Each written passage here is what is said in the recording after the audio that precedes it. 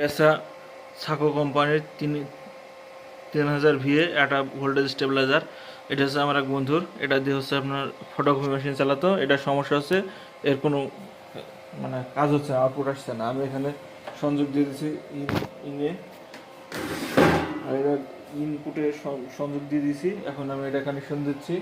Connection দিলে এটা হচ্ছে কাজ করে না হবে আর কি। এখন এটা আমরা খুলবো, খুলে দেখবো এটা কি হয়েছে, এটা কেন কাজ করে না। ব্যাস, এখন এই নাটগুলো আমি আগে খুলে রাখছি। এটা হচ্ছে 3 kVA সার্ভো টাইপের কি ভোল্টেজ স্টেবিলাইজার। এটা সমস্যা,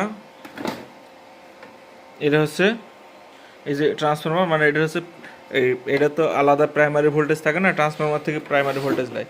এখন এই প্রাইমারি ভোল্টেজটা পাচ্ছে না, যার কারণে এই সার্কিটটা অপারেট করতেছে না। যে রিলে আনুষঙ্গিক যে সেমিকন্ডাক্টরগুলো আছে যেগুলোকে রান করতে হবে সেটা পারতেছে না। এখন দেখতে হবে ট্রান্সফরমারের প্রাইমারি ভোল্টেজ পাচ্ছে না কেন। এখন আমরা এখানে দেখছি যে আমাদের এই ট্রান্সফরমারের সংযোগ স্থলটা পুড়ে গেছে লুজ কানেকশনের কারণে। এইটাই হচ্ছে একটা কারণ, যে এর কারণেই আর কি রান করতেছে না, যে এই জায়গাটা পুড়ে যাওয়ার কারণে। এই জায়গাটা পুড়ে গেছে, এই জন্য আমার ট্রান্সফরমার, এটা হচ্ছে প্রাইমারি ওয়াইন্ডিং। এটি তো হলো আপনার অটো ট্রান্সফরমার থাকে, এই জন্য আর কি যে এটি প্রাইমারি ওয়াইন্ডিং। এখানে হচ্ছে আপনার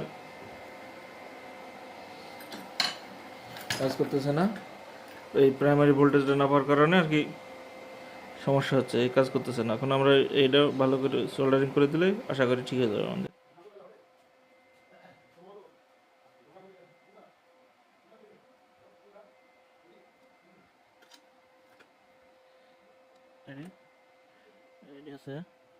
তারটা মনে হচ্ছে অ্যালুমিনিয়ামের, মনে হচ্ছে অ্যালুমিনিয়াম হলে তো ভেজাল হবে না, জানি কি হয়, দেখা যাক। আচ্ছা, আমি এটা লাগাই তারপরে আমি ভিডিওটা দিই। আমি এক হাতে মোবাইল ধরে আসলে পারতেছি না।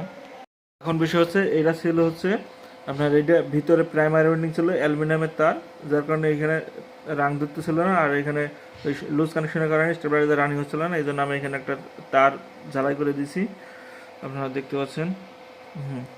ঝালাই করে দিয়েছি, আর ওই তারের মাথা নিয়ে এই অ্যালুমিনিয়াম তারের উপরে এটা জোড়ায় দিয়েছি, জোড়ায় এটা একটা টুপি বানাই দিয়েছি। এই হচ্ছে কানেকশন করে দিয়েছি। এখন দেখা যাক এখন স্টেবিলাইজারটা রান করে কিনা। আমি এটা ঘোরা দিয়ে ভোল্টেজ এখন দেখলে বোঝা যাবে। এখন আমি বিদ্যুতের লাইনটা দিয়ে দিই। ওকে, এখন আমি স্টেবিলাইজারের সামনে ব্রেকারটা অন করব। ব্রেকার অন করে দেখবো যে স্টেবিলাইজার আমার কাজ করে কিনা। ওকে, স্টেবিলাইজার ওকে। এখন আমার এখানে দেখেন চলে আসছে আউটপুট, হচ্ছে ডিলে, হচ্ছে আনডিলে করে দিলাম। চলে আসছে, দেখেন আমার এই যে আউটপুট চলে আসছে। এখন আউটপুট ছিল না কিন্তু এখন চলে আসছে। এই যে বন্ধ করে দিলাম, এই যে কিছু, এই যে আউটপুট চলে আসছে। কারণ স্টেবিলাইজার ওকে।